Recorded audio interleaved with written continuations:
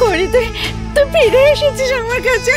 ও করি আমি ভাবতে পারছি না তুই আমার কাছে ফিরে এসেছিস। ও ঠাকুর, তুই আমার কথা শুনেছো, আমার কথা রেখেছো, অনেক ধন্যবাদ। আমার মেয়েটাকে তুমি আমার কোলে আবার ফিরিয়ে দিয়েছো। ঈশা, কি করছেন কি আপনি? গাড়িতে উঠে আসুন। দত্তগিন্নি, ও দত্তগিন্নি, ও ঘোষগিন্নি, ও হরিশ, দেখো কে কোথায় আছে গো। শিগগিরই এসো, দেখো করি এসেছে, করি ফিরে এসেছে। এই দেখো, আমি তোমাদের কত করে বলেছিলাম না যে করি আমার ছেড়ে থাকতে পারবে না মোটে, ও ঠিক আমার কোলে ফিরে আসবে। দেখো করি ফিরে এসেছে। কোনো ভুল হচ্ছে না আমার? কেন বুঝতে পারছিস না তোরা? তোরা দেখতে পাচ্ছিস না ওরা খড়ি? দুটো মানুষের মধ্যে কি করে এতটা মিল হতে পারে বলুন? আজ আপনার এই কিছু না বলতে পারাটাই কিন্তু সত্যিটা বলে দিচ্ছে, প্রমাণ করে দিচ্ছে যে ঈশা আর খড়ি আসলে একই মানুষ। মিষ্টি খড়ি। ঈশা, আপনি দাঁড়িয়ে আছেন কেন? আপনি উঠে আসুন। দেখছেন না ওরা লোক জড়ো করতে, ঝামেলা করবে বলে? উঠে আসুন।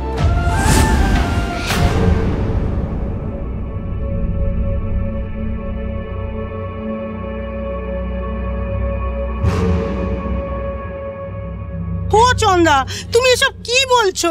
কাকে দেখেছো তুমি? ও মা, বলছি তো তোমায় দত্তগিন্নি, তখন থেকে খড়ি এসেছে গো। খড়ি, গাড়িতে কেন উঠে গেলি মা?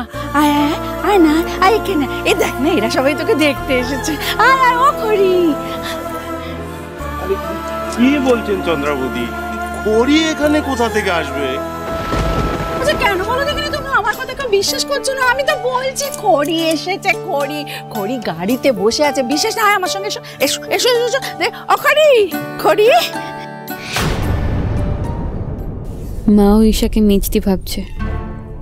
তখন জাম্বুর সামনে আমি যা বলেছিলাম ঠিকই বলেছিলাম যে ঈশা মিষ্টি হতে পারে না, কিন্তু এই দুজনেরই বা এত মিল হওয়া কি করে সম্ভব? যদি ঈশা সত্যি মিষ্টি না হয়ে থাকে তাহলে কেউ, আর যদি মিষ্টি হয় তাহলে কেন আর কোন পরিস্থিতিতে আমাদের কিভাবে না চেনার ভান করছে? এই সব কিছু আমাকে জানতেই হবে। মিষ্টিকে কে আমাদের থেকে আলাদা করেছে? কেন মিষ্টি আমাদেরকে চিনতে চাইছে না, আমাদের কাছে ফিরতে চাইছে না? এই রহস্যের জটগুলো খুললেই আমি ঠিক আমার প্রশ্নের উত্তর পেয়ে যাব।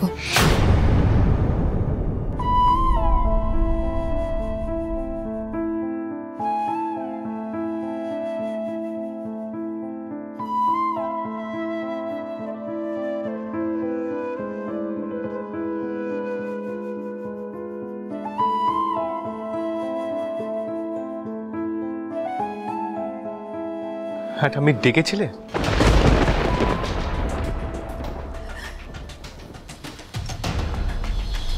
হ্যাঁ, বাধ্য হয়ে তোমাকে ডেকেছি। আজকে বাড়ির যে পরিস্থিতি, তাতে তোমার কাছে সাহায্যের হাত বাড়ানো ছাড়া আমার আর কোনো উপায় ছিল না দাদু ভাই। এভাবে কেন বলছো ঠাম্মি? হাত পাতার কি আছে? তুমি বলো না। আমি আমি আমি আমার সাধ্যমতো চেষ্টা করবো। তুমি বলো। না, চেষ্টা না দাদু ভাই, চেষ্টা না। এটা তোমাকে করতেই হবে। এই বাড়ি, ব্যবসা, পরিবার সব তোমাকেই সামলাতে হবে। রাহুল আমাদের যে সর্বনাশ করেছে, তোমাদের দাদু সে কথা শুনে খুব অসুস্থ হয়ে পড়েছে। আজকে যদি সবকিছু হারিয়ে আমাদের রাস্তায় গিয়ে দাঁড়াতে হয়, তাহলে মানুষটাকে আর বাঁচানো যাবে না।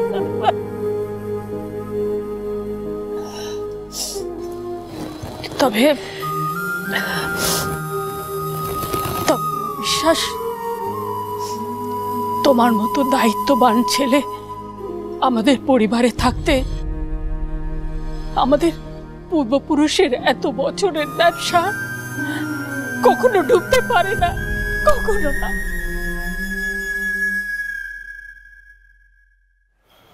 আরে দি বাবা, আর সেই জন্য এই বিপদের মধ্যে আমরা শুধু তোর মুখের দিকে তাকিয়ে বসে আছি বাবা।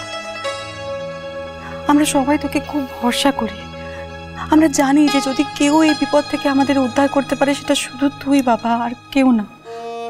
তারপরেও যদি তুই সবটা না বাঁচাতে পারিস তবে তাহলে এই বাড়ি, এই বিজনেসের কি পরিণতি হবে আমি সত্যি জানি না। হ্যাঁ রিদ্ধি, তোমরা এ বাড়ির উত্তর পুরুষ। এই বাড়ি, এই ব্যবসা সব তোমাদের 3 ভাইয়ের। রাহুল যে দায়িত্ব পালন করতে পারেনি সেটা কুণাল আর তোমাকে পালন করতে হবে দাদু ভাই। এটাই তোমার কাছে আমাদের একমাত্র চাওয়া। না ঠাম্মি, আমাদের 3 ভাইয়ের নয়, এই বাড়ি, এই ব্যবসা সবকিছু আমাদের 4 ভাইয়ের।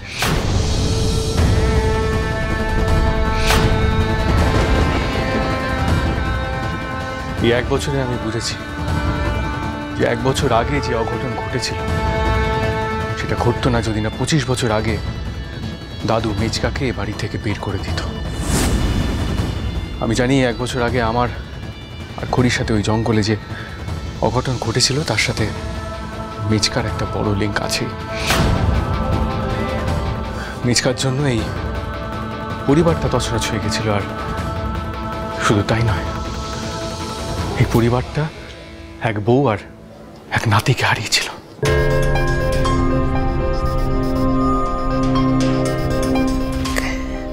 মা, রীতি তো ঠিকই বলছে। বুবলুর তখন 3 বছর মতো বয়স।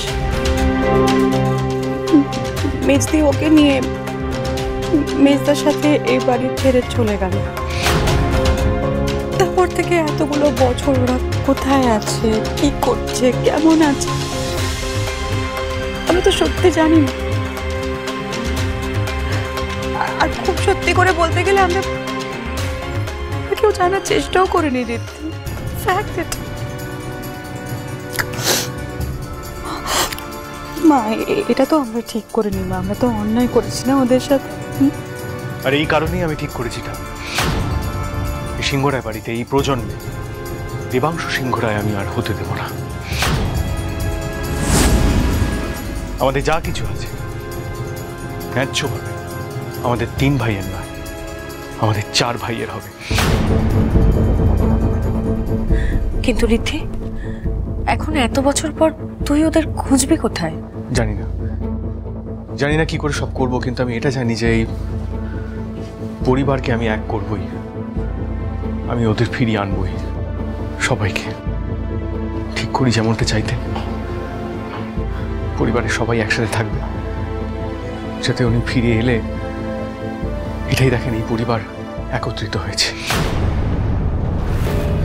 সিংহরায় পরিবার ভেঙে গেছিল মেজকার জন্য, তো আমি ঠিক করেছি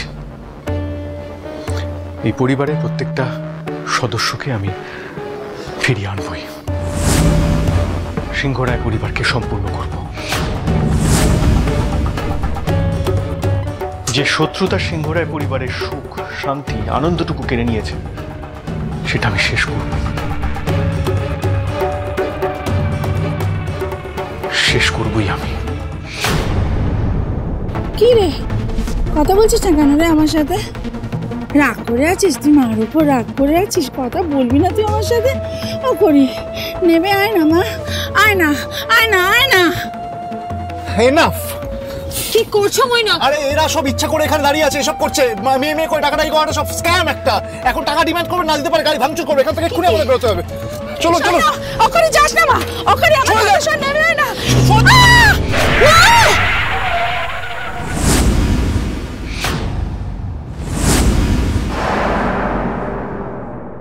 বাহ,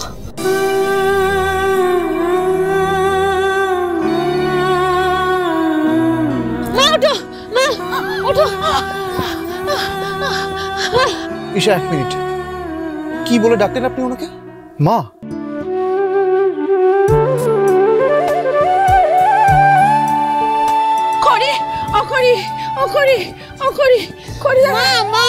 তুমি নিজেকে সামলাও প্লিজ মা, ওটা মেসি নয়। কি আবল তাবল কথা বলছিস? ওটা মেজদি তোর, তুই ভালো করে দেখিস নি বনি, তাই চিনতে পারছিস না? মেজদি তোর, মেজদি আমার কাছে ফিরে এসেছে বনি। তুমি আমার মা, তুমি আমার কথা শোনো, ওকে মেসির মতো দেখতে, ওটা আমাদের মেসি নয়। কি ভুলভাল কথা বলছিস রে বনি? আমি ঠিকই বলছি মা, ওকে শুধু মেসির মতো দেখতে। ও আসলে জাম্বোর অনেক বড় শত্রু, বিজনেস রাইভাল। আপনি তো ওনাকে চেনেন না, জানেন না, হঠাৎ মা বলে ডাকলেন কেন? হঠাৎ মুখ থেকে বেরিয়ে গেল।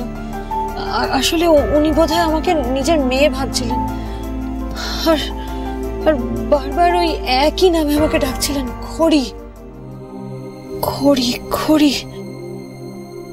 এই এক নামে আমাকে ঋদ্ধিমান সিংহ রায়ও ডেকেছিল। What? But have you notice that এই মহিলার সাথে ওই মেয়েটিও ছিল যে ওই ঋদ্ধিমান সিংহ রায়ের জন্য থানায় গেছিল? আমার কেন জানি না মনে হচ্ছে সবকিছুর মধ্যে একটা কিছু, কোথাও একটা কনস্পিরেসি আছে যেটা আপনার এগেনস্টে আছে।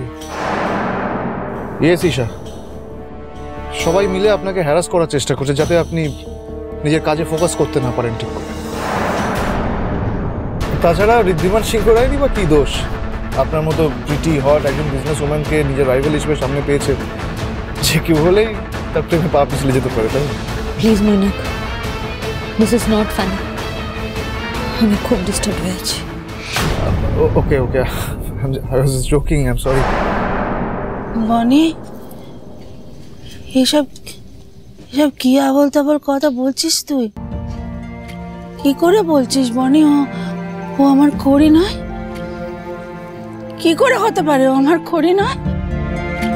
ওকে আমি 10 মাস 10 দিন গর্ভে ধারণ করেছি বনি। আমি ওকে চিনব না? এটা কখনো হয়? ও জন্মের পর প্রথম ওর নরম কচি তুলতুলে হাত দুটো আমি প্রথম ধরেছি বনি। ওর ওই কচি বুকে ধুকপুকুনি প্রথম আমি শুনেছি বনি। আমার কি করে ভুল হয় বলতো? তুই কেন মানতে চাইছিস না ওটা খড়ি? আমার খড়ি ফিরে এসেছে বনি, আমার খড়ি ফিরে এসেছে। মা, তুমি আমার কথাটা শোনো, তোমার ভুল হচ্ছে না। ভুল হতে পারে না, ভুল।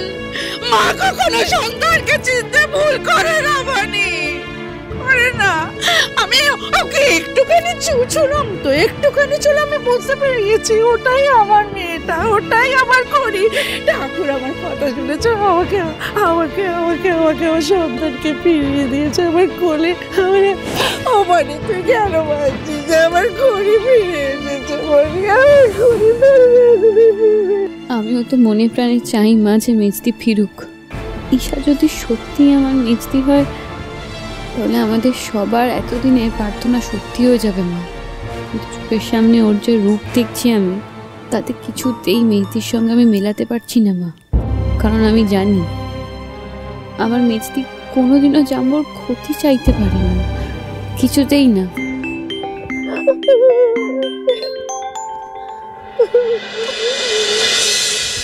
হ্যাঁ বলো। ম্যাডাম, আমার কাছে একটা ভালো খবর আছে দেবাংশ সিংহ রায় সম্পর্কে।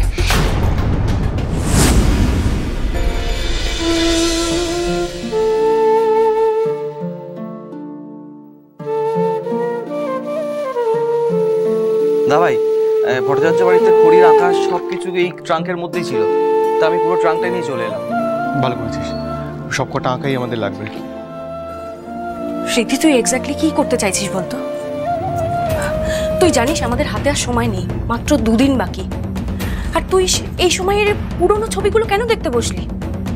ভট্টাচার্য বাড়ি থেকে এরকম পুরনো ছবিগুলো আনিয়ে তোর কি মনে হচ্ছে এরকম ক্রাইসিসের সময় এই ছবিগুলো দেখা বেশি ইম্পর্টেন্ট? খড়ির স্মৃতিচারণ করাটা তোর কাছে বেশি ইম্পর্টেন্ট হল?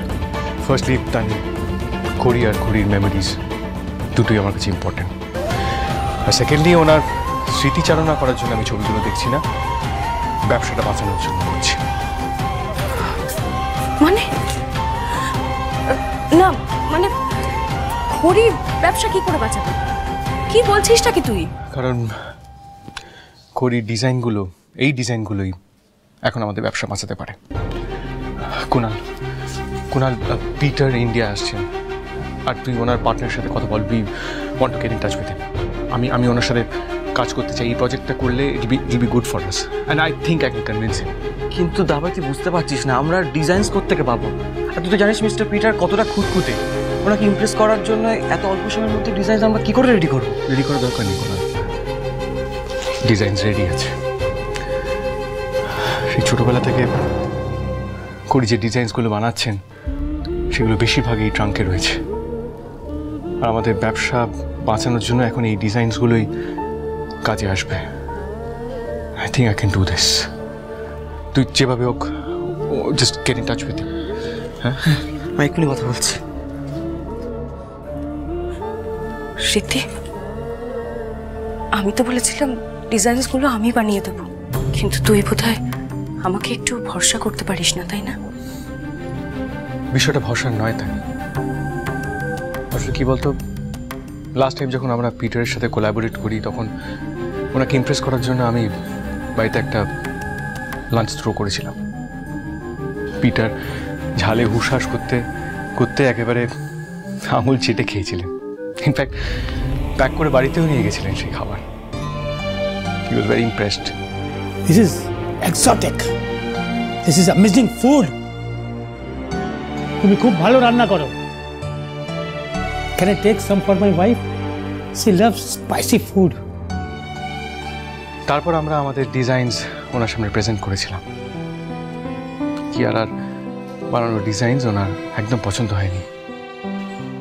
এই প্রজেক্টটা প্রায় রিজেক্ট করে ফেলেছিলেন। তখন করি ওনার হাতের তৈরি মাটির গয়না দুটিকে মডেল বানিয়ে ওকে পরিয়ে নিয়ে এসেছিলেন ওনার সামনে। পিটার ওই ডিজাইন দেখে একদম ইমপ্রেসড হয়ে গেছিলেন।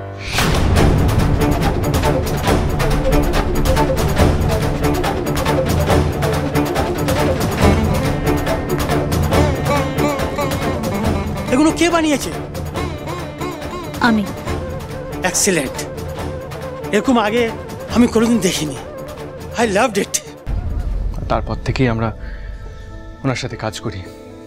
ইনফ্যাক্ট গত 1 বছরে খুঁড়ি ছিলেন না, খুঁড়ির ডিজাইনস ছিল না, তাই জন্য উনি আমাদের সাথে আর কোলাবোরেট করেননি। তাই আবার ওনাকে ইমপ্রেস করতে, ওনার সাথে কাজ করতে আমি খুঁড়ির ডিজাইনসই ইউজ করব।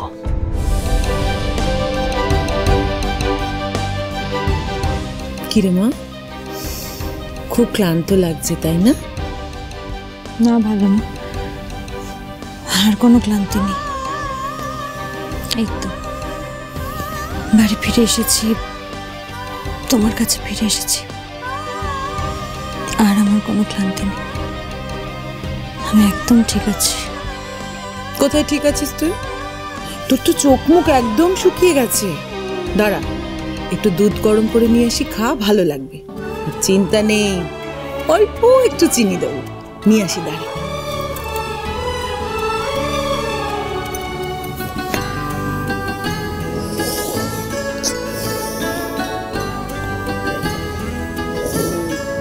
আমার কিছু লাগবে না, কিচ্ছু লাগবে না। তুমি শুধু আমার কাছে একটু বসো, আমার মাথায় হাত বুলিয়ে দাও, তাহলে সব ঠিক হয়ে যাবে। জানিস, সায়না আর মৈনাক যখন খুব টায়ার্ড হয়ে যায় তখন ঠিক তোর মতো আমার কোলে মাথা রেখে এইভাবে আমাকে জড়িয়ে বসে থাকে। আমার সব কটা ছেলে মেয়ে একদম একরকম হয়েছে, একদম একরকম আদর খাওয়া ছেলে মেয়ে আমার।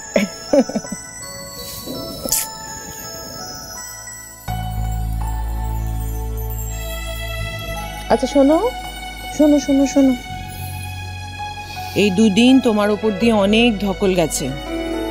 এখন কোনো কাজ না, সোজা ঘরে গিয়ে বিশ্রাম নেবে আর লম্বা একটা ঘুম দেবে, কেমন? আর তো মাত্র কটা দিন, তারপর তোমার কাছে শুধু আদর খাবো আর ঘুমাবো।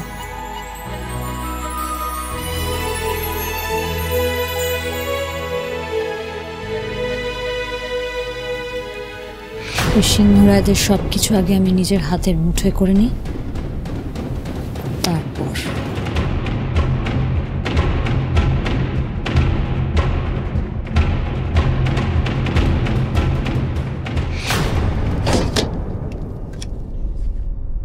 এই তো এখানে অনেক ঘড়ি ডিজাইন আছে। গ্রেট। এবার এই ডিজাইনস দিয়ে, ঘড়ির ডিজাইনস দিয়ে দিস ডায়মন্ডসকে বিট করবো আমরা।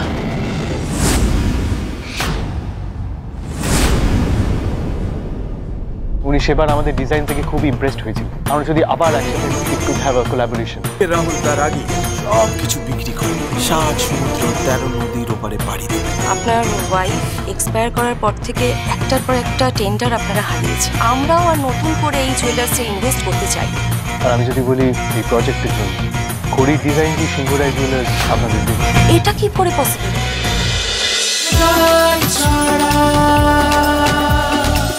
চলো চলো চলো চলো চলো পাল্টাই।